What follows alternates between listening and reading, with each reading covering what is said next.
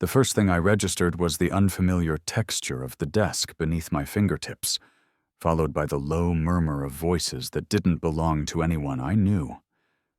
I opened my eyes and found myself not in a hospital room, but in a brightly lit classroom, surrounded by teenagers in school uniforms. My mind felt foggy, disconnected from the body I was in, a body that was clearly that of a young boy, far from my own. On the desk in front of me was a crumpled piece of paper, a program for some kind of New Year's event. My eyes scanned the list and stopped on one line, a solo singing performance credited to the name on the textbook next to it. A small, wry smile touched my lips. Before this bizarre turn of events, I had been an idol at the absolute peak of the entertainment industry. Singing, dancing, rapping. I was the complete package, a superstar who had it all. I was also the heir to a massive family fortune, a safety net I only had to fall back on if my career somehow failed. The irony of ending up here, scheduled for a school talent show, was not lost on me. Just then, a girl with a neat ponytail and a serious expression, the class monitor by the look of her, walked down the aisle collecting the performance forms. She paused at my desk, her gaze sweeping over me with a look of undisguised contempt. Reluctantly, she poised her pen over the list. "Do you really think trying to imitate Ethan will make me like you?" she said, her voice dripping with scorn. "You should give up. You're not even in the same league as him. It's pathetic." I tilted my head, a smirk playing on my lips that I could feel wasn't native to this face. "Imitating who?" I asked, feigning ignorance. "Is that right? Well, just don't come to me in tears when you realize you were wrong." The skin on my right hand felt rough and calloused in a way I wasn't used to. A constant physical reminder that I had been reborn into someone else's life. One moment, I was on a film set, a wire snapping during a difficult stunt, and the next, I was waking up not in the intensive care unit where I surely belonged, but in this strange high school classroom. I pulled out the phone from my pocket and unlocked it, staring at the face on the screen. It was a stranger. The boy looked messy, his hair unkempt, and there was a certain defeated, almost sleazy air about him. With a sigh, I took off the thick-rimmed glasses he was wearing. The eyes underneath, though, were surprisingly sharp, and held a spark of life. There was potential here. I decided then and there that I would have this kid looking presentable by the time the New Year's party rolled around. My thoughts were interrupted by my deskmate whispering to the girl in front of her. "I can't believe he had the nerve to sign up for the same category as Ethan. Does he have no shame?" Her friend snickered. "Seriously, he's terrible at his studies and completely delusional. He doesn't have a clue about his own abilities." I couldn't help but smile. "I might not know my own level," I interjected, my voice calm, "but I know yours. If you're still messing up that basic formula, it's no wonder you've been stuck on that single problem for the last 20 minutes. She scoffed, turning around in her seat. "Oh, please, as if you even know what you're talking about. You're all talk." Before she could finish her insult, a heavy workbook was slammed down on my desk.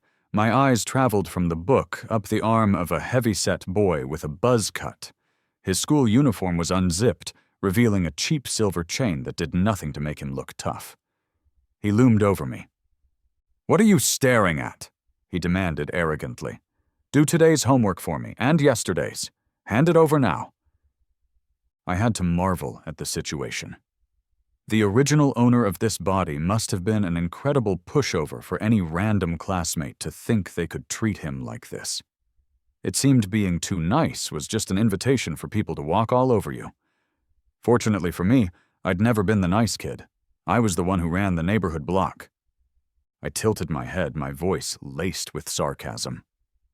"What's wrong with you? Are you missing your hands, or just your brain?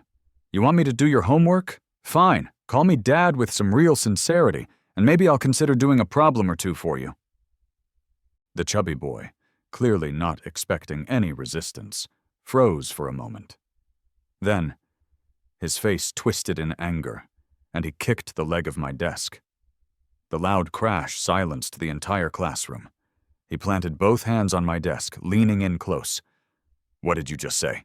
he barked. "Say it again, I dare you."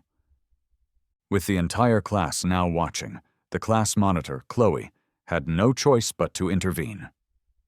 She walked over, placing her hands on her hips as she addressed me. "Leo," she said, using the name from the textbook, "don't insult your classmates." I couldn't believe it. The bully gets a free pass, and I'm the one getting scolded? It was clear she was afraid of the aggressive boy and was taking the easy way out by targeting the person she perceived as weak. I stood up, looking her directly in the eye, my expression matching her own disgust. "I didn't realize you two were so close," I said, my voice dripping with sarcasm. "In that case, why don't you do his homework for him?" I shoved the workbook towards her. Caught off guard, Chloe bit her lip in frustration. "Why should I have to do his homework?" "Exactly," I shot back. "Why should I? Do I owe him something? You stand by and say nothing when he bullies other students, but the moment I defend myself, you come over here to lecture me. What's the matter? Are you afraid he'll come after you next? He's the tough one, so you keep quiet, and I'm the easy target, right?" A flicker of panic crossed her eyes. She had been caught and had no defense. The chubby boy, whose name I now knew was Jake, had heard enough. "Screw this," he growled, shoving Chloe aside. He lunged at me, his hand raised to strike. Just as his palm was about to connect with my face, I leaned slightly to the side. He swung wildly, hitting nothing but air with a loud whoosh. The sudden move stunned everyone. Chloe stood frozen, her face pale. Before anyone could process what happened, I drove my shoulder hard into his chest. The solid thud was followed by his pained cry echoing through the classroom. "From now on, you do your own homework," I said, my voice low and cold. "And don't try to act like some cheap thug in front of me again. If you mess with me, I will make you regret it." He dropped to one knee, clutching his chest and wincing. You're dead. This isn't over." "I'll be waiting," I replied coolly. He started to retort, but Chloe stopped him. "Physical education is starting soon," she whispered urgently. "Let's just go to the field. I'll take you to the nurse's office first." During PE, the other students scattered across the playground in their usual groups, leaving me blissfully alone. I found the peace and quiet rather enjoyable and decided to walk back toward the empty classroom. As I approached, I overheard voices coming from the back entrance. "Ha ha, that solo performance for Leo? I secretly signed him up for it with the class committee," one boy laughed. "Damn, that's cold," another replied. "Remember during the sports meet last year? I signed him up for the 5,000-meter run. He nearly puked his guts out. Now he has to sing solo. I can't wait to see him completely humiliate himself. It's not like he'll dare to do anything about it when he finds out." "Dude, that's so messed up. Everyone knows the guy is completely tone deaf." I leaned against the back door frame, my arms crossed. "Have I ever done anything to you guys?" I asked, my voice cutting through their laughter. The two boys froze, startled by my sudden appearance. After a moment, their surprise turned into sneering disdain. "Offend people? Please, you don't even have the guts to speak up for yourself. You think you could offend anyone?" "Then why are you targeting me?" I asked, tilting my head as I looked at them. The first guy laughed cruelly. "Because it's fun. What, are you mad now? Besides, don't you have a huge crush on Chloe? Signing you up is just helping you get some attention, right?" His friend chimed in. "And you're not the only one with a target on your back. You just pissed off Jake. He's from a rich family and has connections outside of school. You're screwed." So the chubby bully was named Jake. That explained his arrogance. I nodded slowly, my hands in my pockets. Whether I'm screwed or not remains to be seen, I said calmly. But you too, you might not have such an easy time either. Seeing their confused expressions, I pulled out my phone and pressed play. My own voice, recorded just moments ago, echoed from the speaker. That solo performance for Leo, I secretly signed him up. Their entire conversation played back, word for word. I smiled, a cold, sharp thing. Now tell me, I said, toying with the phone in my hand. If I were to send this recording to the head teacher, or maybe even the principal, do you think you'd be suspended? Your parents would probably get a call, wouldn't they? Or better yet, what if I posted on the school's online forum? You'd be famous overnight. Wouldn't that give you the presence you're looking for?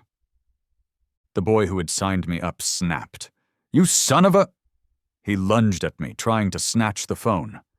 I sidestepped his clumsy attack, tucking the phone safely away. His own momentum sent him stumbling, and he fell face first onto the hard ground.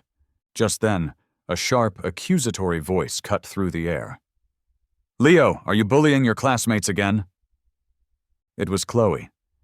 She had arrived at the back door and was staring at me with that same look of disgust. I couldn't help but smirk. Are your eyes just for decoration? I shot back. He tried to grab my phone and tripped over his own feet. What, are you going blind at your age? Chloe bit her lip, her question a clear accusation despite its phrasing. Did you trip him? The sheer audacity of it made me laugh. Are you serious right now? Do you have any idea that defamation is a crime? I suggest you look up. I pointed to the security camera mounted high in the hallway corner and then glanced at the other students who were starting to gather nearby. You, she stammered. I cut her off impatiently. You what? You can't even form a coherent sentence. You know, I've been meaning to ask you this. Why are you always targeting me? You have no interest in the truth or the context. You just immediately jump to conclusions. I mimicked her high-pitched, scolding tone. Leo, why are you bullying your classmates again? I scoffed. What is it? You think just because the original owner of this body had a crush on you, you can treat me however you want? You think you can just pick a fight with me anytime? Seeing her speechless, her confident facade cracking, I thought back to her entitled attitude from that morning. I honestly couldn't comprehend what the original Leo saw in her. If I ever had the chance to speak to his soul, I'd drag him out and give him a serious reality check. I was born into immense wealth and privilege, surrounded my entire life by the children of powerful dynasties, supermodels, and industry titans. If there was one thing I had never been short on, it was beautiful women. Now that they were all silent, I turned my attention to the boy still on the floor. So, I asked, raising my phone slightly with a polite smile, did I trip you or not? Through gritted teeth, he muttered, I tripped on my own? You didn't do anything. I smiled. Chloe, you heard him. This time I'll be generous and let you off without an apology. Just make sure it doesn't happen again.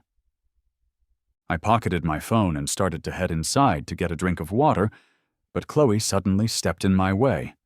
Her arms crossed and her face puffed up with anger. This just makes me hate you even more! I rubbed my temples, giving her a weary look filled with undisguised contempt. Great. Then you should probably call the police. As we were locked in this ridiculous standoff, a soft, musical laugh came from behind us. I turned my head to see a girl standing in the sunlit hallway. She was wearing a simple white A-line dress, and the light created a halo around her slender figure. Her eyes were clear and bright, and her lips were curled into a gentle smile. She was breathtaking. Long time no see, Leo, she said. She took a few steps forward, stopping directly in front of the fuming Chloe. Who do you think you are? She asked, her voice turning cool. Your feelings, whether you hate someone or like them, do you really think they matter to anyone but yourself? Then, she turned to me, her smile returning. She grabbed my arm, shot a frosty glare at the two boys on the ground, gave Chloe a magnificent eye roll, and walked away, pulling me along with her. We found a secluded bench in a small, wooded area on the school grounds. The girl, whose name I still didn't know, sat beside me, gracefully eating her lunch. The dappled sunlight filtered through the trees, highlighting the delicate, perfect lines of her face. She looked like a work of art come to life. "What are you daydreaming about, Leo?" she asked, her voice soft. She handed me a carton of warm milk, her lips curling into an affectionate smile. Her gentle tone threw me off. Who was this stunning girl who looked like she could be a celebrity herself? Leo, my friend, what other secrets were you hiding? "Oh, nothing," I managed to say. "This milk, it tastes like milk." I mentally cursed myself. What a brilliant observation. I could feel her puzzled gaze on me as I quickly lowered my head and took a sip. "What's wrong?" she asked teasingly. "Are you so excited to see me that you've lost your memory?" She leaned in closer, and I caught the faint, pleasant scent of white tea and crisp winter air. I thought to myself, it's not just memory loss, sister. I've had a complete soul swap. As I was desperately trying to come up with a response, her phone rang. With her hands full of food, she frowned slightly, setting the phone on her lap and putting it on speaker. "What is it?" she said into the phone. A demanding voice came from the other end.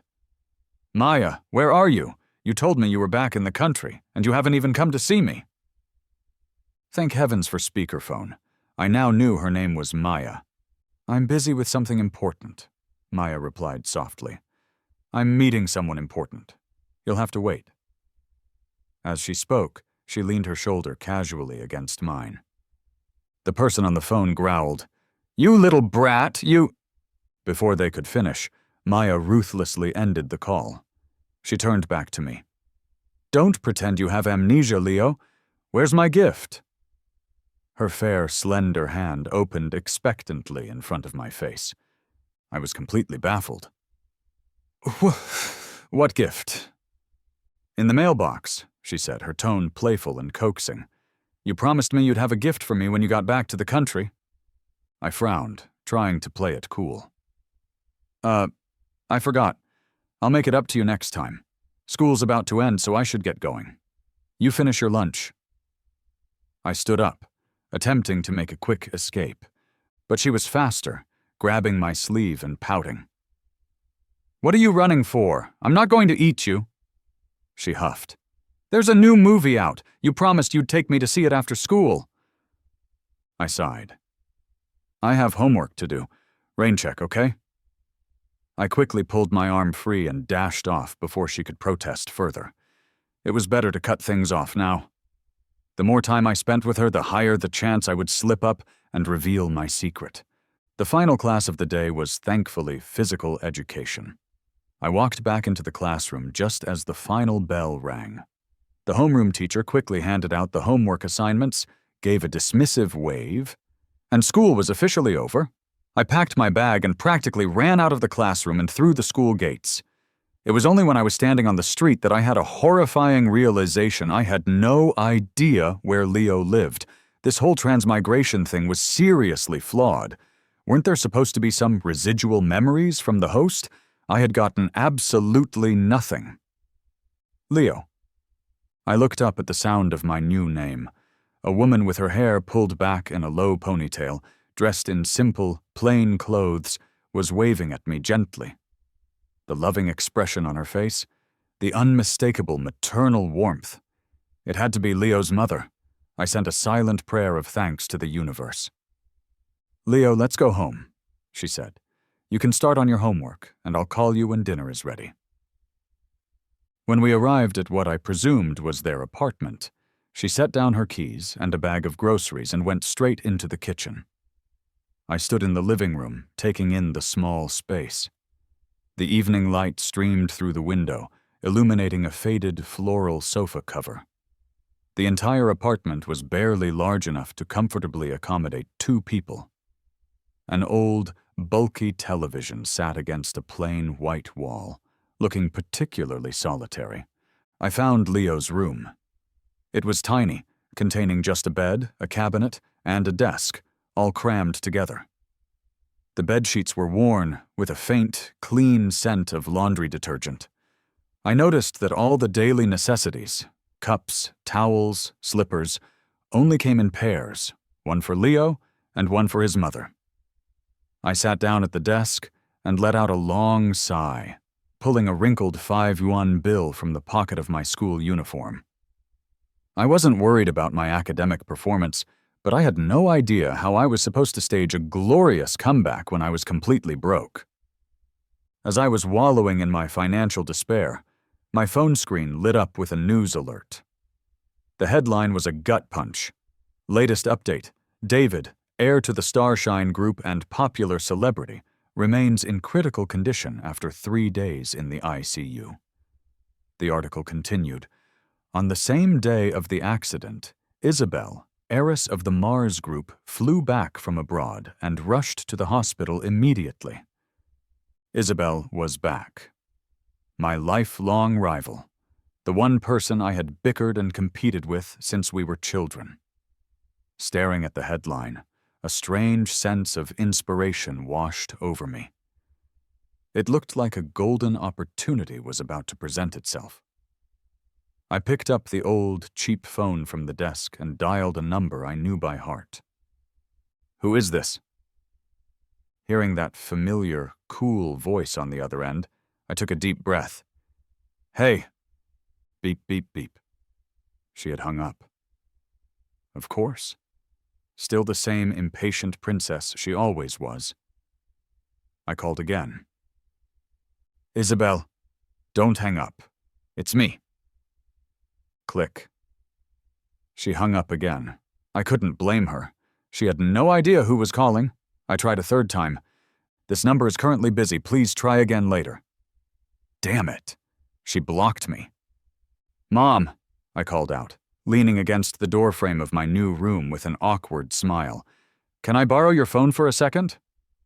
With her phone in hand, I dialed the number again. "Hello, Isabelle," I said, speaking quickly and firmly before she could hang up. "I have inside information about David. If you hang up on me again, you will never find out what it is." There was a pause on the other end. Then that same cool, detached voice replied, "What do you want?" I smirked. "I'll only tell you in person. Come and meet me. I'm at the location of the number I just called you from." I gave her the address and hung up before she could argue. The old clock on the desk ticked loudly in the quiet room as daylight faded into dusk outside. I casually picked up one of Leo's workbooks from the desk and started flipping through it. As I scanned the pages, my eyes widened. The solutions to the problems, they were impeccable. I slowly sat up straight, a new understanding dawning on me. Buzz, buzz, buzz. The phone vibrated. It was a message from Isabelle. "I'm here." I grabbed the keys, told Leo's mother I was stepping out for a bit, and left the apartment. Across the street, a tall woman stood under a streetlight. She was wearing a stylish cream-colored trench coat, her hair tied up elegantly, showcasing the graceful curve of her neck. Her makeup was flawless. The warm glow of the lamp softened her features, but couldn't quite mask her cool, aloof aura. It was her. I swaggered across the street, waving a casual hand. "Hey, Isabelle." Up close, I could see the weariness beneath her perfect makeup. There were faint, dark shadows under her eyes. "You have 3 minutes," she said coldly, her frown telling me she already regretted coming. "Start talking." I cleared my throat.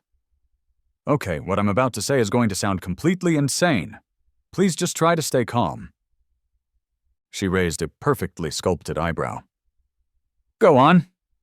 I scratched the back of my head. I'm actually David. My soul is inside this kid's body." Isabelle just stared at me blankly. I lowered my head and sighed. "I knew you wouldn't believe me." "Keep talking," she said. My head snapped up. "You believe me?" Just continue with your story, she replied, her expression unreadable. The day of the accident, when the harness broke during the stunt, I blacked out, I began, explaining everything that had happened since I woke up in Leo's body. I found myself here, in this classroom. Someone had even signed me up for some ridiculous solo singing performance, and I met this girl named Maya.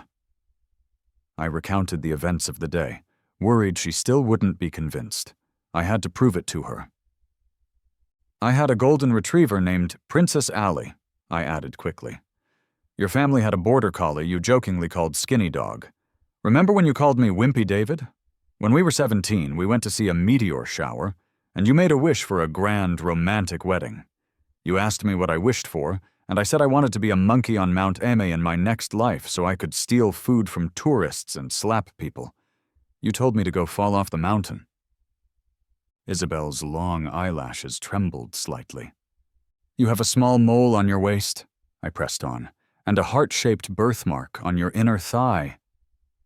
Before I could finish, she threw herself into my arms, hugging me tightly and refusing to let go.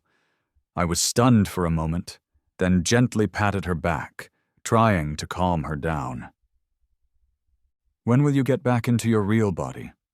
She asked softly, her voice muffled against my shoulder. I don't know yet, I admitted. But right now I have a more urgent problem. I need a favor. What kind of favor? I need to borrow some money. As soon as I get back into my own body, I'll pay you back double. No sooner had the words left my mouth than a sleek black card was pressed into my palm. Isabelle lifted her chin, a flicker of her old smugness in her eyes. No need to pay me back. This is the first time you've ever asked me for help. I'm quite enjoying it. Look at that smug tone. I couldn't help but grin. Thank you, Miss Lin. As a token of my gratitude, I promise to stop insulting you. And even when you insult me, I'll try my very best not to talk back. I held the card, my smile obsequious. She rolled her eyes. You're so full of it. Every word out of your mouth is a lie, she added.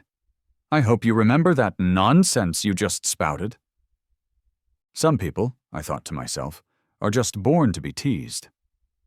But for the sake of the card, I let it slide. Besides, tomorrow was Saturday, and I had some shopping to do. I carefully tucked the card into my pocket, and then I remembered the workbook back in the apartment. Frowning, I said, There's something strange about this Leo kid, too. Let's talk inside, Isabelle cut me off. It's freezing out here. I can't stand it.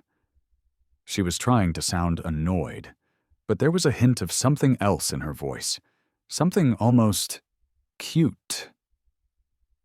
Inside a warm cafe, I set my coffee down. I was looking at Leo's workbook earlier at his apartment. Almost every single answer was correct. But the work he turns in at school is full of mistakes, like he's intentionally getting things wrong. I looked seriously at the stunning woman sitting across from me. Isabelle considered this for a moment. It sounds like he was too good, she said, her lips parting slightly. And it attracted the wrong kind of attention. I smiled. Well, I'm curious to see who's been playing King of the Hill. I'm not just going to win that solo performance, I'm going to take the top rank in the entire grade. The rank that should have belonged to Leo all along. Isabelle looked at me and suddenly let out a low, soft laugh. What's so funny? I asked. You don't believe I can do it? You think I got my top grades by cheating? It's not your grades I'm laughing at, she said, turning her head slightly. Her gaze softened. It's just, it feels really good to know you're still here. The heating in the cafe was on full blast, but staring into Isabelle's eyes, I felt a different kind of heat, rising within me, an intense, indescribable warmth. Of course I'm still here, I said, trying to sound nonchalant. Bad pennies always turn up. I'll outlive you, I guarantee it. I've got to go. See you later. I stood up and rushed out of the cafe, my heart beating erratically. I wasn't sure if it was from running or from the warmth in the air. Over the first weekend of my new life, I made several trips to the city's high-end shopping malls. By Sunday night, my new room was filled with bags from top luxury streetwear brands. I carefully selected the most striking outfit and put it on. The first battle was about to begin. The moment I stepped out of the luxury car Isabelle had arranged for me and walked onto the school campus, I could feel every eye turning in my direction. Perfect. This was exactly the effect I was going for. You… My deskmate's eyes widened as she pointed at me, stammering, unable to form a complete sentence. The usual noisy chatter of the classroom before morning self-study died down the instant I walked in. "What's wrong?" I asked with a smile, feigning confusion. Before she could answer, the bell rang, and our homeroom teacher walked in. Our eyes met for a brief moment. She was visibly startled, then quickly looked away and instructed the class representative to begin the morning reading. I knew exactly why everyone was staring. I thought back to the reflection I had seen in the mirror before leaving the house. The thick glasses were gone, replaced by contact lenses that made my eyes look bright and piercingly intense. A top stylist had given me a chic, modern haircut that framed my face perfectly, highlighting my sharp, well-defined features. The look was minimalist, yet powerful. Clean, but with an undeniable presence. This was only the first step of my transformation. The petite girl who led our homework group, wearing slightly oversized glasses, approached my desk hesitantly, clutching a stack of notebooks. "Leo, your weekend homework," she said in a soft voice. Smiling, I handed her my completed workbook. "Here you go," I said casually. She bit her lip, glancing at me shyly before quickly looking down, a faint blush coloring her cheeks as she took the homework from me. Just then, my deskmate muttered in a mocking tone, loud enough for me to hear, "Wow, Leo, you really know how to put on a show. But I have to wonder, coming from a poor, single-parent family, how did you suddenly afford all these fancy things? Did your mom find a rich new boyfriend, or did she just start working a different kind of night shift?" Her tone was venomous, her face twisted with disgust. It was no secret she was Ethan's #1 fan, ready to tear down anyone she saw as a threat to him. Her vile words made my brows furrow and my gaze turn sharp as ice. "You're just a teenage girl," I replied, my voice dangerously low. "And yet your words are that vicious, and your mind is already so filthy. I can't help but wonder what kind of environment you were raised in to make your thoughts reek so badly." Perhaps she wasn't used to being confronted so directly. Her small eyes, behind her glasses, began to well up with tears. Anyone walking by would have thought I was the one bullying her. I smiled, a cold, humorless expression. "Go on, cry louder. Why don't you make a big scene and get the teacher's attention? I would love for everyone to hear exactly what you just said. Let's see if the homeroom teacher doesn't call your parents in for a chat." Terrified by my words, she immediately stopped her sniffling, wiped her tears, and slammed her head down on her desk, not daring to provoke me any further. The next 2 classes passed without incident. Then, Chloe, the class monitor, came over to my desk, her expression one of clear astonishment at my transformation. "Leo," she said, "the homeroom teacher wants to see you in her office." I glanced up at her, giving a curt nod without saying a word. As I entered the teacher's office, I immediately saw Maya leaning against a wall, talking to another teacher. I ignored the look she gave me and went straight to my homeroom teacher's desk. "Leo, there's no need to be nervous," she said with a warm, gentle smile. "I just wanted to ask, did you hand in the answer sheets for the math and physics workbooks along with your homework?" As she spoke, the math and physics teachers at the neighboring desks both turned to look at me. So that was it. My homework had been too accurate, and now they suspected me of cheating. I did hand them in, I said, my voice steady. The group leaders collected them from everyone. If I hadn't, the group leader would have reported me by now. I met her gaze directly, my reply firm and clear. Before the homeroom teacher could respond, the middle-aged physics teacher interjected. Leo, did you happen to buy a copy of the workbook with the answers already in it? Her question was a thinly veiled accusation. Sure, copying the answers feels good now, but let's see what you do when the monthly exams come around. She clearly wasn't going to let me defend myself. Once people decide who you are, they slap a label on you that's nearly impossible to peel off. Teacher, I said, my patience wearing thin, I didn't buy another workbook, and I didn't copy any answers. I did all the homework myself. If you don't believe me, you can give me any problem right now, and I'll solve it for you on the spot. I looked at her calmly, despite the suspicion in her eyes. Caught off guard by my directness, she flushed with embarrassment and snapped, What's with that attitude? The homeroom teacher quickly stepped in. Nobody is accusing you of anything, she said smoothly. We were just checking. As long as you didn't copy, that's all that matters. The monthly exams are coming up soon, so just do your best. You can go back to class now. I said nothing more, simply thanked her, and left the office. Maya caught up with me in the hallway. Not bad, Leo, she said, a hint of admiration in her voice. You really stood your ground in there today. After school, don't walk off so fast. Wait for me so we can go home together. And with that, she ran off before I could reply, her ears turning a bright shade of red. Leo!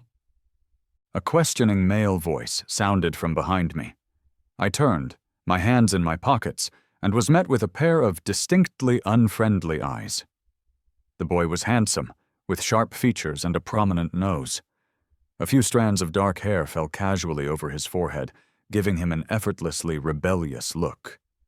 His school uniform was worn loosely, and a dark gray turtleneck peeked out from the collar, making his pale skin look almost icy. Another tall, lanky boy slung an arm over his shoulder. Ethan, why are you talking to him? The lanky boy asked. The look in Ethan's eyes was pure disdain. So this was the famous Ethan. Our eyes locked, neither of us looking away. Can I help you? I asked coldly. Oh, nothing, Ethan replied, his tone deceptively casual. I just heard that you also signed up for the New Year's performance. I thought I'd ask how your preparations are going. The question was innocent enough, but the intent behind it was anything but. Hearing this, the lanky boy seized the opportunity to mock me. Him? Seriously? He should take a good look at himself in a puddle. He's trying to act like a tiger, but he just looks like a stray dog. You think dressing up like some wannabe influencer is going to help you beat our Ethan? Keep dreaming. A loser like you will be cut in the very first round. I caught the faint smirk that touched Ethan's lips and sneered inwardly. I stepped closer to the tall, lanky boy. Do you live in a toilet? I asked pleasantly. Because all I hear coming out of your mouth is crap. You son of a... he snarled, lunging forward. I just laughed. Whether I get cut or not is something we'll find out in the preliminaries. I then glanced deliberately at Ethan, leaning in slightly. And let me tell you something else. Some people win because they actually have the talent for it, not because they've had someone else clearing the path for them their whole life. Ethan's lips tightened, and the color drained from his face. I curled my own lips into a smirk and turned to head back to class just as the bell rang. It seemed my luck was determined to be terrible today. Of course, the next class was physics, taught by the very teacher I had just antagonized in the office. Leo, come up to the board and solve this problem, the physics teacher said, tapping a complex equation on the smartboard with her pointer. Every eye in the classroom followed me as I walked to the front. Their stares were filled with that same familiar, mocking disbelief. I picked up a piece of chalk, studied the problem for a moment, and then began to write. the formulas flowing easily from my mind onto the board. When I wrote the final line of the solution, I looked at the neat, logical progression of formulas covering the board and dusted the chalk from my hands with a sense of satisfaction. Back when I was David, I was a veritable problem-solving machine. I had seen every type of question imaginable. Nothing could faze me. The physics teacher walked up to the board with her own piece of chalk and carefully checked my work. "The answer is correct," she admitted, her voice tight. "And your process is flawless. Leo, please explain your solution to the class." She was still skeptical, testing me again, this time on my understanding of the logic. I shrugged and began to explain my work step by step, my logic clear and concise. The further I went, the more strained her expression became. By the time I returned to my seat, she was speechless. My deskmate, however, was not. "Just a lucky fluke," she muttered under her breath. "What's he showing off for?" I tapped my pen on her open notebook, where she was hastily copying down my solution from the board. "Oh," I said, my voice dripping with irony. "So you hate me for showing off, but you have no problem copying my answers? That's like eating the dinner your mother cooked for you and then cursing her out for it. You. Caught red-handed, her face flushed a deep red. She quickly slammed her notebook shut and fell silent. Midway through the class, a goal sheet for the upcoming monthly exam was passed to my desk. Every other student in the class had filled in their target ranking. I saw that Chloe had boldly written first, a goal no one else had dared to aim for. I picked up my pen and, in the ranking column next to my name, I wrote a large, bold one. As soon as the class ended, the room erupted in jeers. "Leo, just because you solved one physics problem, you think you're the king of the world? I bet that one he wrote means first from the bottom." Someone else chimed in. "The monthly exam is this Wednesday. Your current rank is somewhere around 800. Do you really think you can jump to first place in just 3 days?" I simply propped my head up on my hand and closed my eyes, letting their mocking words wash over me. I didn't need to argue. True power is the best comeback. Then, a skinny, monkey-faced kid bounced up to my desk. "Hey, Leo, let's make a bet," he said with a sneer. "Not interested," I replied lazily, not even bothering to open my eyes. "What, are you scared?" he taunted. "Don't worry, I won't bully you. The loser just has to run a few laps around the track. Naked." A few of his friends snickered at his crude joke. I was just about to stand up and teach the clown a lesson he wouldn't forget when a sharp slap echoed through the classroom. The monkey-faced kid had been slapped clean across the face. I turned my head to see Maya standing there, her eyes blazing with anger, her face flushed and her breathing heavy. "If you don't know how to talk like a decent human being," she snapped, her eyes rimmed with red, "I don't mind teaching you." The boy stood frozen, looking as if he'd been struck by lightning. Amid the stunned silence of the rest of the class, I spoke, my voice calm and clear. "I'm not betting with you. Not because I'm afraid, but because you're not worthy. You don't even qualify to be my opponent." "Leo!" After school, someone called my name, and I paused. Turning, I saw Maya walking towards me, her brow furrowed with a mixture of frustration and concern. "What is it?" I asked. She huffed, planting her hands on her hips. "Didn't I tell you to wait for me? Why did you just walk off on your own? And can you please stop being such a pushover? Don't you know that being too nice just gets you trampled on?" And I rolled my eyes. "A pushover? How am I a pushover?" I shrugged. "Honestly, ever since I got here, I've been dealing with every problem as it comes. There's no time like the present for payback." Maya stomped her foot in frustration. "You seriously drive me crazy. That guy earlier was talking trash about you, and you just sat there and took it. If I hadn't stepped in, you'd probably still be cowering in your seat." As she angrily reached out to pinch my arm, I caught her wrist. "Hold on," I said. "Let me explain." But before I could finish, a large group of adults approached us. At the head of the group was our school's principal. "This way, Miss Lynn," he was saying. I turned my head and saw her. Isabelle Lynn, tall and striking, was at the center of the delegation. As she walked past me, she stopped. The principal smiled obsequiously. "Miss Lynn, this is one of our students. Please introduce yourselves." He gestured for us to greet our school's benefactor. I sighed internally and said in a flat, formal tone, "Hello, I'm Leo from Class 2, Grade 11. It's an honor to meet you." The principal nodded, beaming with approval as if I were a model student. Maya just muttered her name, "Maya?" followed by a dramatic eye roll, making no effort to hide her complete lack of enthusiasm. Isabelle's sharp gaze swept over me, and then landed on my hand, which was still holding Maya's wrist. A trace of sarcasm entered her voice as she said slowly, "It seems your students have very close relationships with one another." Her stare sent a chill down my spine, and I quickly let go of Maya's hand. Without another word, Isabelle continued on her tour with the principal and the other school officials. Back at the small apartment, Leo's mother, Mrs. Wang, had already prepared dinner. The moment I walked through the door, she urged me to wash up and eat. As I sat at the table, she kept piling food into my bowl, her actions filled with a simple, unconditional love. My nose suddenly stung with unshed tears. I hadn't seen my own mother since the accident.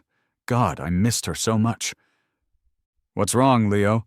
Mrs. Wang asked gently, her eyes full of concern.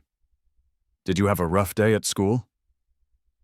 I shook my head, picking at the rice in my bowl. "Leo," she said softly, "all I want is for you to be happy and healthy. That's enough for me. Please don't put too much pressure on yourself." She placed another piece of meat in my bowl, clearly thinking I was nervous about the upcoming monthly exams. I managed a grin. "Don't worry, Mom. I'm going to bring home first place for you this time, for sure." I tilted my head confidently, which made her laugh out loud. After dinner, I shut myself in my room and began to review the textbooks, tapping into the vast reservoir of knowledge from my past life, and brushing up on any material I was rusty on. When the final bell rang at the end of the last exam, I stretched my neck, a confident smile on my face. First place was mine for the taking. Back in the classroom, I listened to everyone anxiously comparing their answers, and I felt an inexplicable sense of satisfaction. When the results were finally posted on the large board in the main hall, I stood among the crowd and smiled as I saw the name at the very top of the list. First, Leo. Second, Chloe. Third, Ethan. 120th, Maya. But before I could fully savor my victory, a loud, obnoxious voice cut through the crowd. "Holy crap! Leo is first? I must be seeing things. He had to have cheated!" Of course, it was Ethan's lanky, idiotic friend. Instantly, all eyes turned to me, filled with suspicion. Whispers and gossip started to spread like wildfire. I decided to address the accusation head-on. "Do you even use your brain before you speak?" I said loudly, my voice cutting through the murmurs. Our school arranges the exam rooms based on previous rankings, from highest to lowest.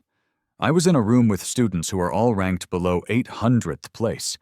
You tell me, who could I have possibly copied from to end up with a score 30 points higher than the person in second place? I flashed him a rude gesture before continuing, not giving him a chance to respond. "And have you all forgotten? In the first semester of 10th grade, I ranked first in every single exam. I'm not cheating. I'm just taking back what has always been mine. Any questions?" I remembered the old report cards I had found in Leo's desk drawer. He really had been the top student back then, but for some reason he had started to deliberately fail afterward. My words seemed to jog the memories of some of the other students. I could see the recognition dawning on their faces as they recalled the old Leo, who used to dominate the academic rankings. Just like that, the tide of public opinion began to shift. The news that someone had dethroned Ethan spread through the entire grade. I glanced past the crowd and saw Ethan and Chloe standing together, their expressions thunderous. I smirked. "Congratulations, Leo!" Maya beamed, her smile as bright as the summer sun. I chuckled as we walked home together. "You're so happy. Anyone would think you were the one who came in first." She hummed softly. "When you get first place, it makes me even happier than if I did it myself. Leo, I've always told you, you're the best, and you always will be." She said it with such a fiery, open sincerity that it was impossible to doubt her. That kind of wholehearted affection from a teenage girl was like a bonfire on a cold winter night, radiating a warmth that was both startling and comforting. "Leo," I thought, "do you have any idea how much this girl likes you?" All right, I sighed. "Stop celebrating for me and think about your own score for a second. 120th place? Are you still planning on getting into a good university?" Maya clasped her hands together, her eyes wide and pleading like a puppy's. "Well then, I suppose I'll need some help from our #1 student, Teacher Leo." I crossed my arms, trying to look stern. "That will depend on your performance. If this master finds himself with some free time, perhaps I will offer you a few pointers." "Thank you, master," she grinned. "Oh, right. I even prepared a gift for our first study session." She pulled a neatly wrapped package out of her backpack. "Leo, happy birthday." Wait, today was Leo's birthday?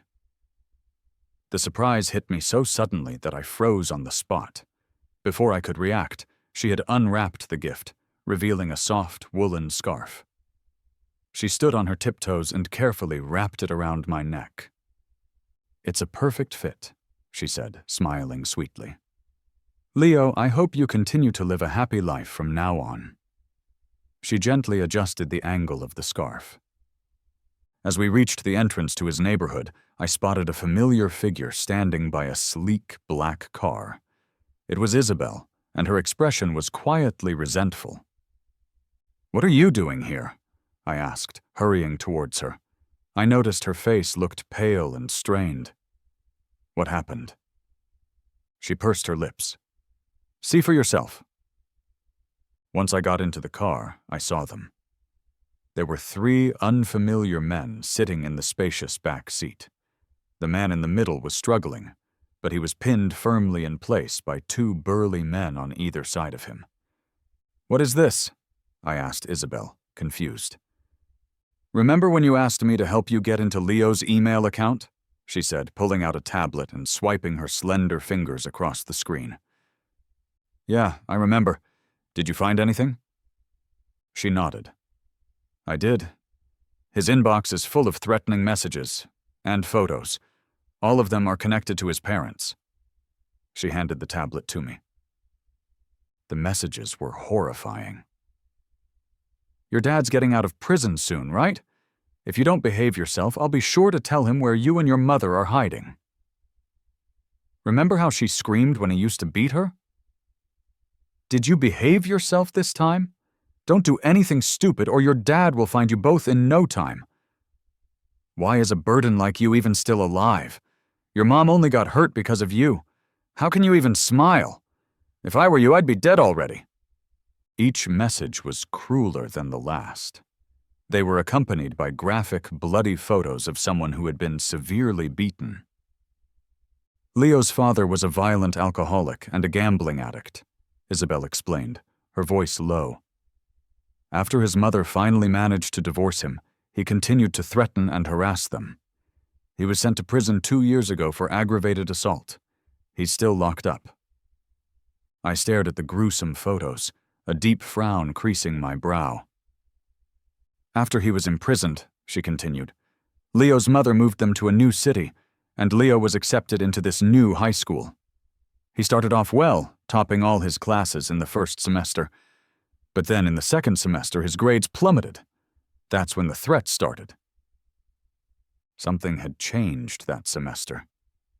What happened? A faint, grim smile touched Isabelle's lips. In the second semester of his 10th grade year, Ethan transferred into his school. She paused. I tracked the IP addresses that sent the threats, and I found him. She gestured to the man being held in the back seat. Today I had my people follow him. They caught him pacing around your apartment building with this package. A package? I asked. Show me. I held out my hand. She looked reluctant, but I insisted. Give it to me. She finally nodded to one of the men in black, who handed me a cardboard box. Even though I had braced myself, the contents still sent a shock through me. Inside the box was a severed hand, dripping with fake blood. It was just a prop, but its realism was chilling, the kind of special effect you'd see on a high-budget movie set. From the second semester of 10th grade until now, Leo had been living under this constant, terrifying threat. He was only 16 years old. An uncontrollable rage boiled up inside me. "What the hell is wrong with you?" I exploded, turning on the man in the back. "How could you do something like this to a kid? He's just a kid. How could you?" I hurled the box straight at him. He flinched violently, clearly terrified by the fake hand. "It was Ethan," he stammered, his face pale with fear. "He paid me to do it. I was just his errand boy. I'm sorry, Leo. I shouldn't have done it. Please have mercy." The man was so rattled he hadn't even realized that Isabelle and I had been talking about him the whole time. I clenched my fists, my knuckles white. "Ethan is not going to get away with this," I ground out. "And neither are you." Suddenly, Isabelle laid her hand gently over my clenched fist. Her touch was soft but firm. "No matter what you decide to do," she said, her voice steady, "I've got your back." After the monthly exam, Ethan requested a leave of absence from school. He didn't show his face again until the day of the preliminary auditions for the New Year's performance. The rehearsal room was packed with nervous candidates. The moment Ethan and I locked eyes from across the room, the raw hatred in his gaze was impossible to miss. "Leo." The teacher called my name. Every head in the room turned to look at me, their eyes filled with a mixture of curiosity and schadenfreude. I took a deep breath, walked to the center of the stage, and handed the music teacher my USB drive. The next second, instead of the dramatic instrumental I had chosen, the speakers blared a ridiculous, childish song. "Ring, ring, ring, ring, ring, ring, ring, banana phone." The room erupted in laughter. The music teacher looked utterly speechless. "Leo, what is going on with your music?" she asked, frowning. "Teacher," I said, my voice calm and steady, "I won't be needing any music. May I have your permission to sing a cappella?" I calmly raised my hand. She looked surprised, but nodded. "Go ahead." I lifted the microphone to my lips. My Adam's apple moved slightly as my voice began to fill the silent room. It started low and warm, like a ray of sunlight cutting through a winter morning's fog, gently lifting the melody. Then, as I moved into the chorus, the notes soared, clear and powerful, yet as light as a breeze gliding across the surface of a still lake, leaving no trace but the sound itself. When the last note faded, the entire room was frozen in stunned silence. It was broken only when the selection teacher began to clap, a slow, deliberate sound that was quickly followed by an explosion of applause from the other students. "Did I hear that right? That was Leo singing?" Someone whispered in disbelief. "Oh my God," another chimed in. "That was insane, and that was without any music. Can you imagine what he would sound like with a proper backing track?" Just moments ago, these same people had been ready to laugh at my failure. Now, they were all staring at me with a newfound sense of awe. Only Ethan's gaze remained fixed on me, filled with a burning hatred, as if he wanted to tear me apart with his bare hands. "Leo, why do you insist on pissing me off?" The preliminary selection had ended, and Ethan and I were the only two people left in the large rehearsal room. He stood face to face with me, his body tense with rage. I smirked. "Piss you off? I don't believe I've done anything at all." I spread my hands provocatively, my smile full of disdain. As expected, my nonchalance only enraged him further. He stepped in close, his voice a low growl. "A piece of trash like you. What gives you the right to steal my spotlight? What makes you think you can even compete with me? Someone as lowly and shameless as you should be rotting in the dirt with your whore of a mother. People like you should never be allowed to rise above the mud." I caught his wrist as he raised his hand to strike me. "Ethan," I said, my voice as cold as ice, "watch your mouth." He sneered. "I wish you would just disappear from this world entirely." "So," I began, my voice deceptively calm. "To stop me from topping the exam rankings again, you sent all those threatening messages to my email? The pictures of violence? The bloody packages?" I was deliberately fanning the flames of his rage, luring him into a confession. He gritted his teeth. "I don't just want to keep you from being the top scorer. I want to make sure you don't even dare to apply to university. Think about your poor mother. If you do get into a good college, she'll be harassed, threatened, forced to live in constant fear. And when your disgusting father gets out of prison, who knows what he might do? He might just snap and kill her." Ethan's pale face was flushed with his fury, his features contorted with malice. "The screenshots where I supposedly cursed you out," I continued. "The gross, flirtatious messages to Chloe. Those were all fake too, weren't they?" Against his rising hysteria, I remained perfectly calm. After Isabelle had dug through Leo's real email account, I had learned that he had never had any feelings for Chloe. The only person he had maintained a continuous correspondence with was Maya. And those screenshots of him supposedly bullying others, they weren't his words at all. "Yeah, I faked all of it," Ethan admitted, his shoulders trembling with a mixture of rage and triumphant laughter. "I wanted everyone to hate you. I wanted to make your life a living hell." I tilted my head and shouted towards the empty space behind him.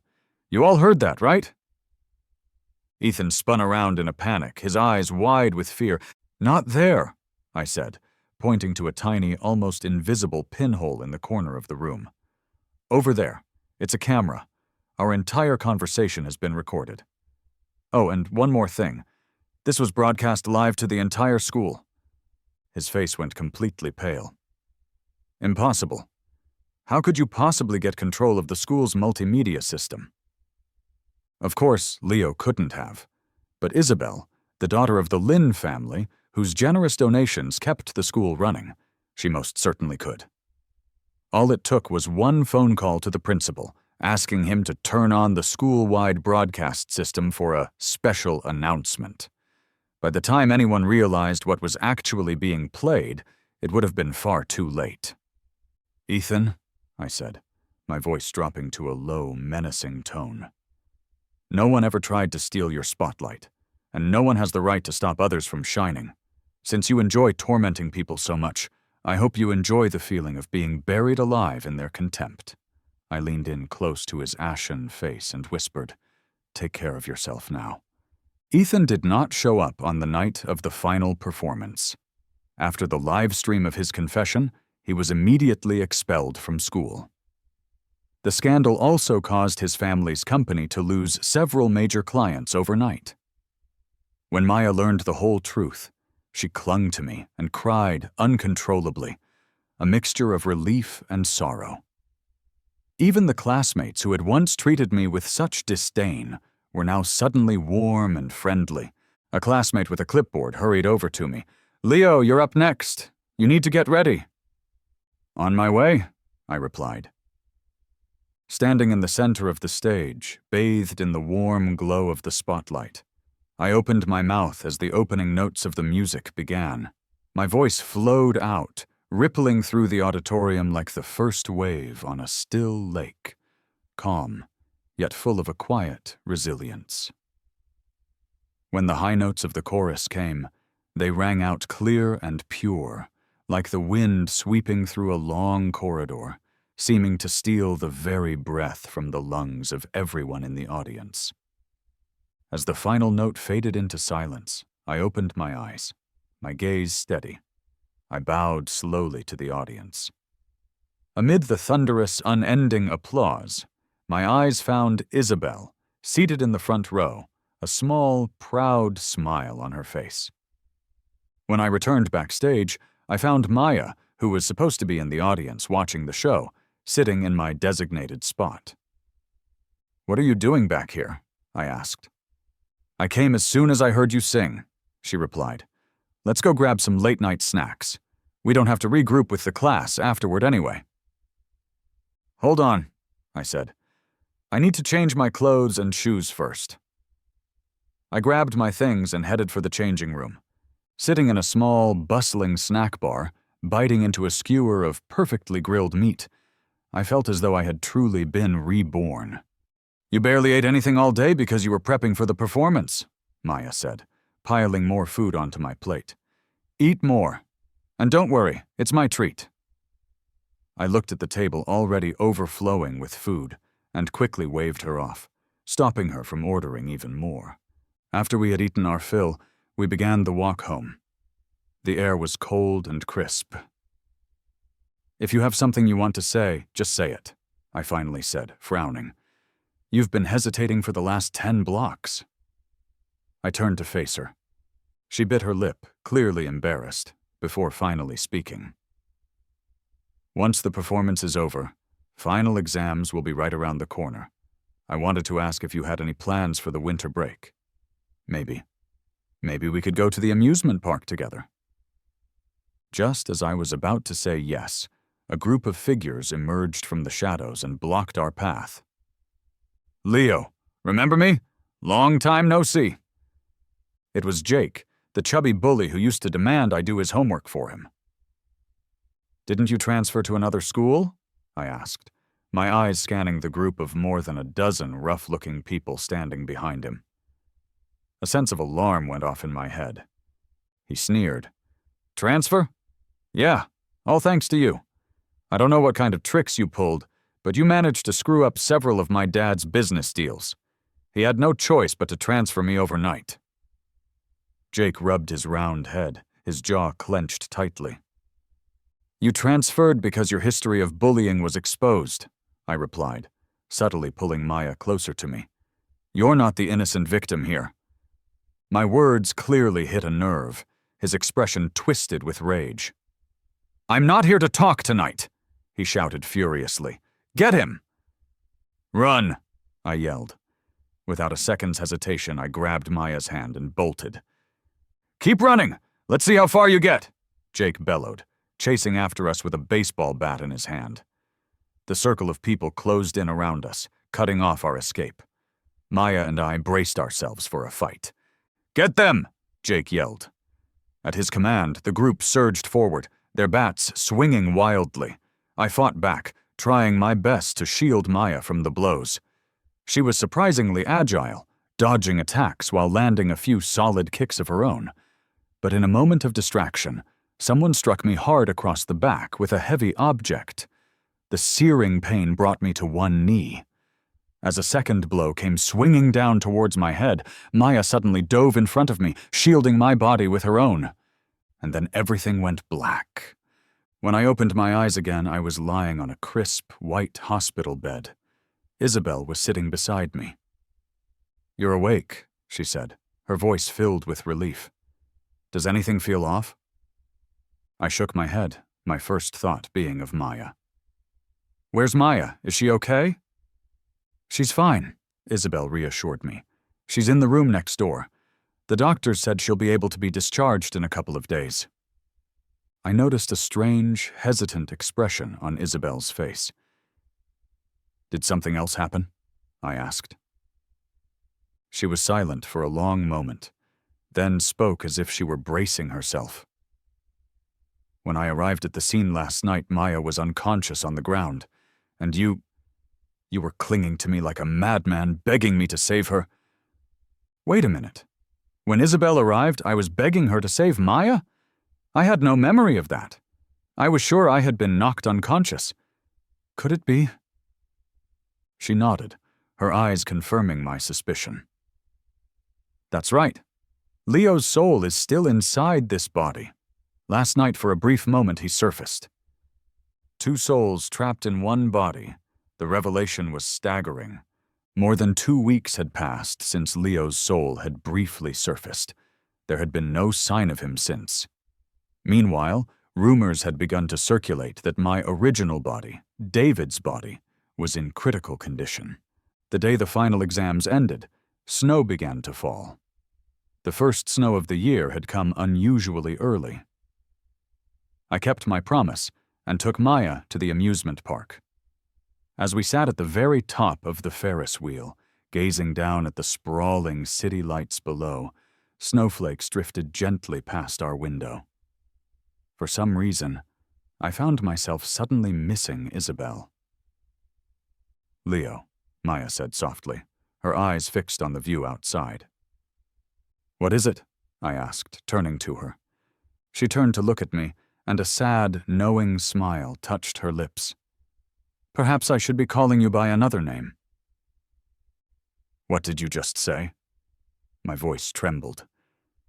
You're not Leo, are you? She asked, her gaze seeming to look right through me, as if she were seeing someone else entirely. I could only give the faintest of nods. Her smile grew a little more bitter. When did you figure it out? I asked. From the very beginning, she replied. The first time I saw you after I came back, I knew you weren't him. She ignored the shock on my face and continued in a soft murmur. Leo never wore his heart on his sleeve like you do. Whether he was happy or sad, he always kept everything bottled up inside, always so careful with his words. She went on, her voice filled with a distant nostalgia. Leo used to help his mom run a small wonton stall after school. Back in middle school, I ran away from home. I got all my money stolen, and I was starving. I just stood in front of that stall for what felt like an eternity. He came over and asked if I wanted some dumplings. He smiled and told me they were free. His smile was so dumb and sweet.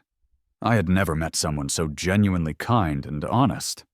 After that, I kept going back to that stall every single day until my family moved abroad in the 9th grade.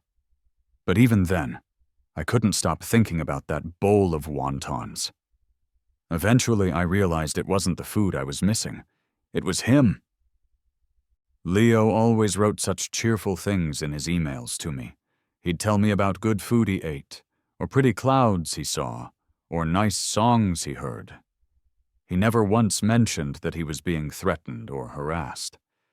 If I had just come back sooner, maybe he wouldn't have disappeared. At first, she confessed, I kept thinking maybe he's still in there. Maybe he can hear the things I'm saying to you. But then I got scared. What if he's really gone for good? But thank God. Maya gazed out the window, her reflection on the glass looking like a lost girl adrift in a snowstorm. I miss him so much, she whispered, her voice trembling like a feather caught in the wind. He'll come back, I said, gently patting her on the shoulder. After we left the amusement park, we returned to the small apartment. Mrs. Wang stood up to reheat the dinner she had saved for me. Did you have fun with your friends today? She asked as I ate. I smiled and nodded. That's good, she said, watching me closely. Just as I was about to head to my room after dinner, she called out to me. Leo. Yes? I'm glad that you're happy, she said, her eyes turning red. But please don't forget to come home. Your mom will miss you, you know. I smiled. Don't worry, Mom. I'll definitely come home. I pretended not to understand the deeper meaning behind her words, but I answered her anyway. I opened the window in my room, letting the icy wind carry snowflakes inside. The phone on my desk suddenly vibrated. "Hello?" I answered. "Did I wake you?" It was Isabelle. I let out a sigh. "Not yet." Even I was surprised by the faint note of disappointment in my own voice. There was a few seconds of silence on the other end before she asked, "Do you want to go watch the meteor shower?" An hour later, Isabelle and I were huddled together under a small tent on a remote mountaintop, wrapped in thick army coats and sipping hot tea. I leaned back lazily in my chair, gazing up at the vast, star-filled sky. "How did you even know there would be a meteor shower tonight?" I asked. Isabelle took a slow sip of her tea. She blinked. "I didn't. I only asked if you wanted to go watch for one. I never said we would actually see anything." I rolled my eyes. "Tch, still the queen of twisting logic." She smiled. "Thanks, and you're still as shameless as ever."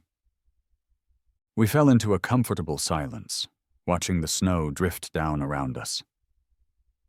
"Isabelle," I said quietly, "today both Maya and Mrs. Wang said they missed Leo.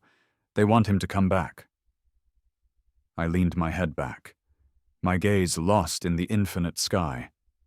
Isabelle adjusted the blankets around us. "My soul feels like it's getting weaker," I continued, "but Leo's soul still won't come out. I think he's still afraid of the world. I checked the news before we left. My original body's vital signs are gradually fading." Isabelle's hand paused mid-motion. "Oh, Isabelle, I mean, if one day my body is completely gone, even if Leo's soul does return, I won't be able to go back. I'll just disappear.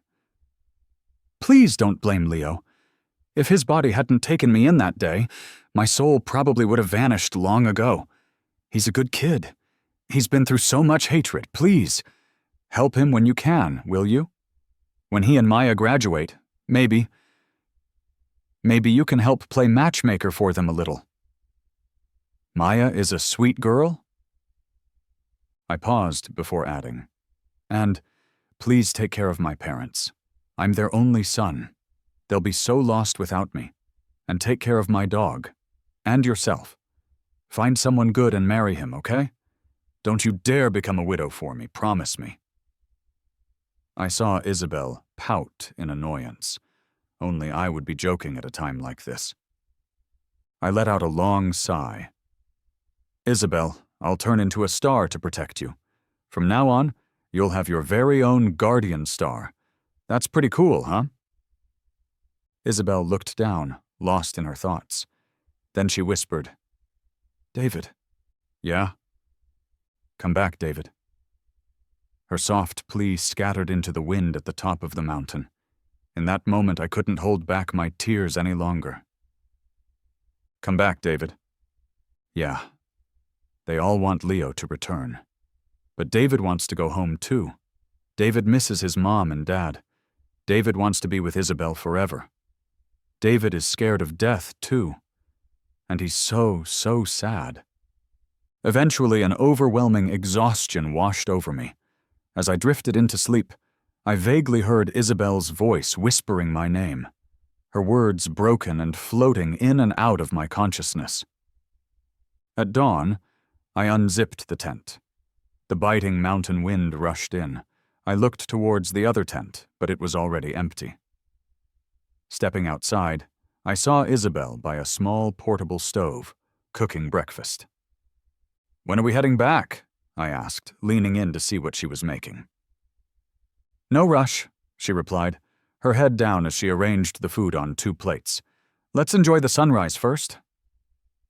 I shook my head. "The sun already rose. It's way past sunrise." She pressed her lips together and muttered, "Then just watch the sun." Clearly, some people were just born to be difficult. Isabelle walked over with the 2 plates. Each held a neatly stacked, delicious-looking sandwich. After we finished breakfast, we began to pack up our things. I glanced at my phone. Luckily, Mrs. Wang hadn't noticed I had been gone all night. I was just about to help Isabelle pack up the tent when a sudden, sharp pain shot through my chest. The world spun, and darkness swallowed me whole. I didn't know where I was. I didn't know where to go. All I could hear were the rhythmic beeps of medical machines and the sound of someone crying. I tried to move towards the sound of the crying, but I couldn't seem to find my way. Then I heard it. A voice, calling my name again and again. "David!" That voice had power. It pulled me forward through the darkness. When I opened my eyes again, the first thing I heard was someone crying with joy. "David, you're awake! Old Chan, our David's awake! He's awake!" It was my mother, sobbing into my father's shoulder. A doctor rushed in, checked my vitals, and confirmed that I was stable before leaving the room. "David?" my dad asked, his voice thick with emotion. "Are you feeling any discomfort? Tell Dad." My mom quickly cut him off. "Don't jinx it. Our David is only getting stronger from now on.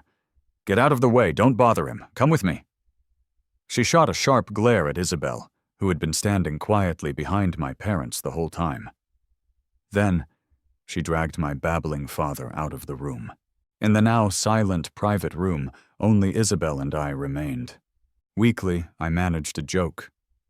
"Looks like you won't have to be a widow for me after all, huh?" Isabelle took my hand, holding it tightly without saying anything. Just as I was about to say something else to ease the heavy tension in the room, I felt a sudden, warm drop hit the back of my hand. Then another. Isabelle was crying, and in that moment something deep inside my heart completely caved in. I saw Leo again after the new year. After I woke up in my own body, I called Maya to ask if Leo had returned.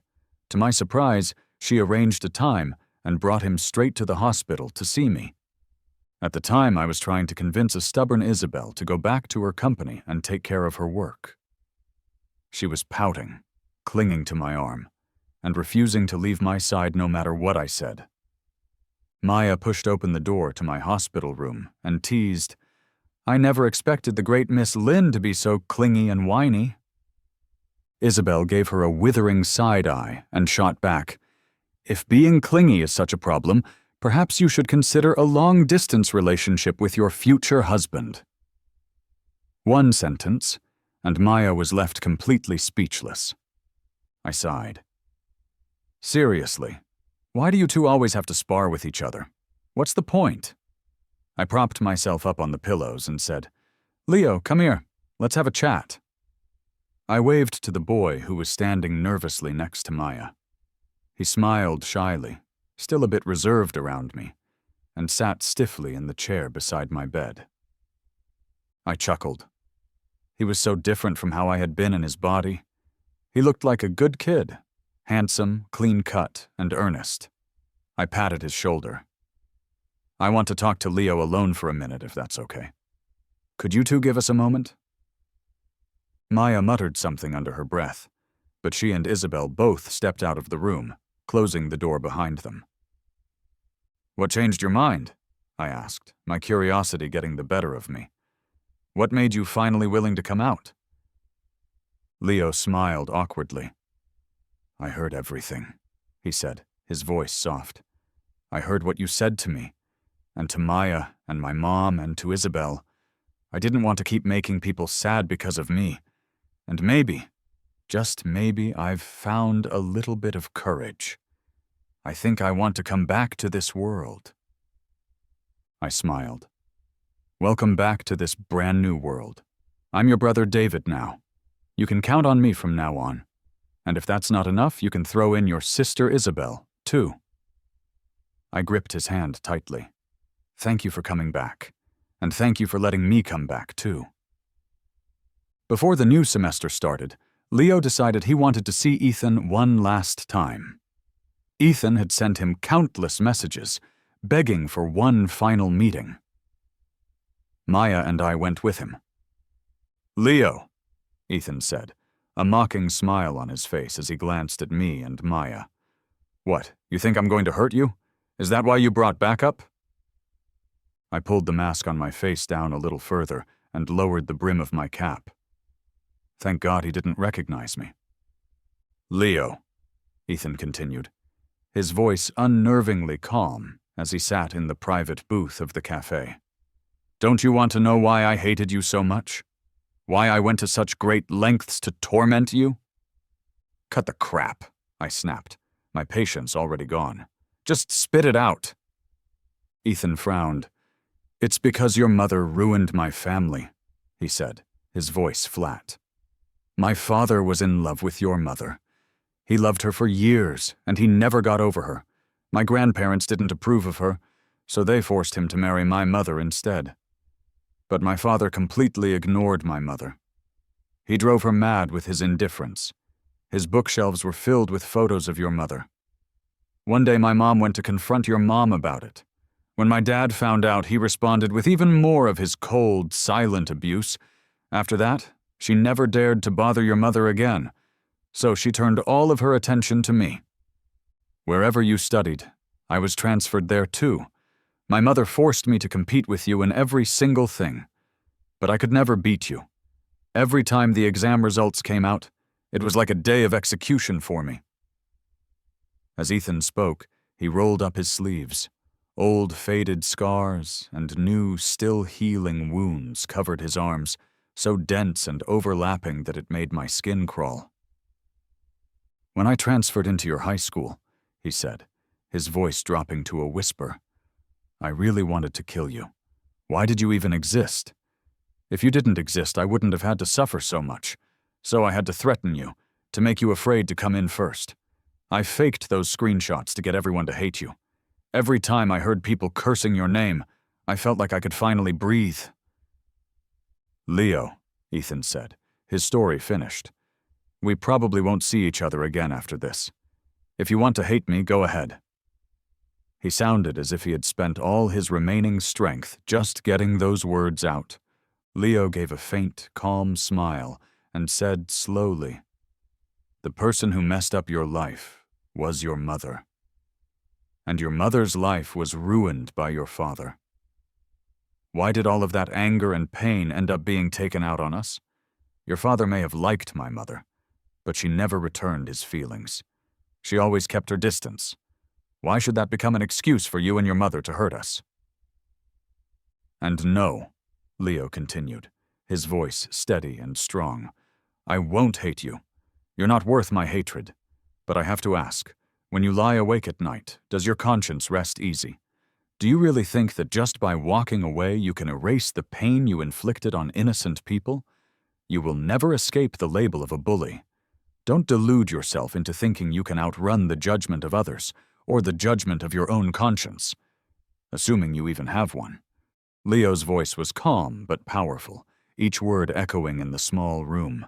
He stood tall, his expression proud and unflinching. Leo, he had finally, truly stepped out of the shadows. Still shaken by what I had just witnessed, I jumped into the car and immediately started telling Isabelle everything that had happened, singing Leo's praises at the top of my lungs.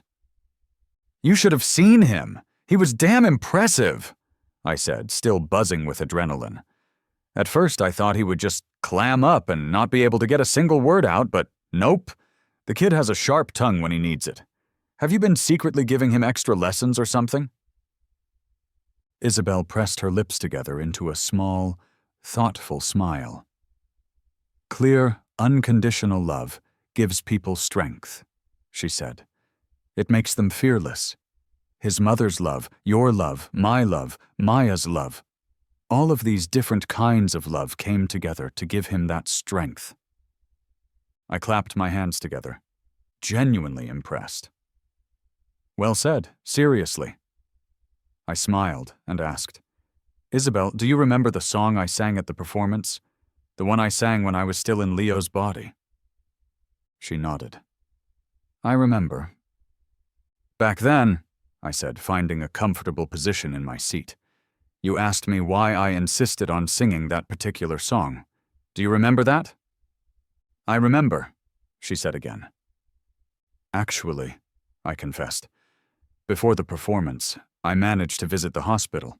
I didn't see my own body, but I overheard 2 nurses talking. They said I was in really bad shape, that I might end up paralyzed, or maybe even lose my ability to speak. My first thought was, no way. I had promised you, Isabelle, that I would sing you that song. I was planning to confess to you with it. I wanted you to be the first to hear it after you came back to the country. I grinned brightly, but in the end, I did get to sing it. Even though it was through Leo's body, I'm satisfied. You're satisfied too, right, Miss Lynn? Isabelle let out a soft, happy laugh. Yes. Isabelle, I said, my tone turning more serious. I want to step away from the spotlight. I want to work behind the scenes from now on. She nodded. Okay. Isabelle, I want to go to film school and study to be a director. She replied, Okay. Isabelle, I want to travel the world with you. She said, Okay. Then I took a deep breath and asked the most important question of all. Isabelle, will you marry me? Without a single second of hesitation, she said, Yes, I will. Clear love, steadfast trust. It was enough to withstand any storm the world could ever throw our way.